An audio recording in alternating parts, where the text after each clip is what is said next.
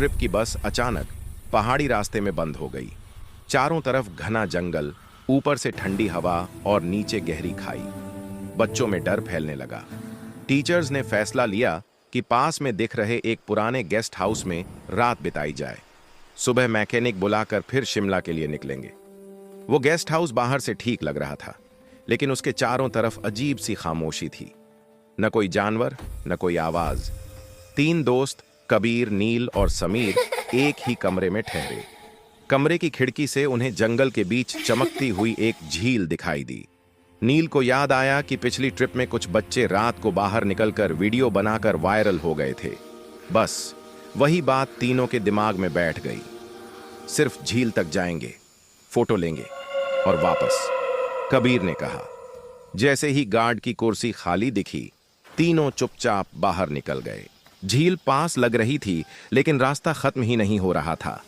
हवा ठंडी होती जा रही थी और मोबाइल में सिग्नल भी गायब।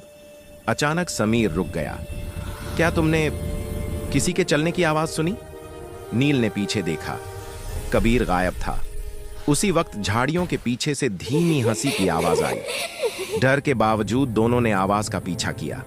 थोड़ी दूर जाकर उन्होंने देखा, कबीर मिट्टी में कुछ खोद रहा था, जैसे किसी के कहने पर कर रहा हो। नील ने उसे छुआ ही था कि कबीर ने पलट कर देखा। उसकी आंखें पूरी तरह काली थीं। कबीर ने नील को जोर से धक्का दिया और जंगल में भाग गया। भागते हुए कबीर एक खंडहर नुमा घर में घुस गया। घर के अंदर अजीब सी ठंड और दीवारों पर पुराने निशान थे। अंदर एक काली साड़ी पहने औरत खड़ी थी। उसकी आवाज गूंज रही थी, जो झील बुलाए वो लौटता नहीं। कबीर हवा में लटका हुआ था, जैसे कोई अदृश्य ताकत उसे पकड़े हो। औरत ने समीर और नील की तरफ देखा और अचानक रेंगती हुई उनकी ओर बढ़ने लगी। दोनों किसी तरह भाग निकले। भागते भागते वे उसी झील तक पहुंच गए। झील का पानी बिल्कुल शांत था, लेकिन अचानक उसमें लहरें उठने लगीं। समीर का पैर फिसला और वो पानी में गिर गया। नील ने हाथ बढ़ाया, लेकिन पानी ने समीर को अंदर खींच लिया। झील से सिर्फ एक आवाज आई। अब बारी पूरी हुई। नील बेहोश हो गया। सुबह नील की आंख खुली तो वो गेस्ट हाउस में था। बाहर पुलिस, एम्बुलेंस और टीचर्स खड़े थे। झील के पास से कबीर और समीर की लाशें मिलीं। लोकल लोगों ने बताया, सालों पहले उस जंगल में एक औरत रहती थी।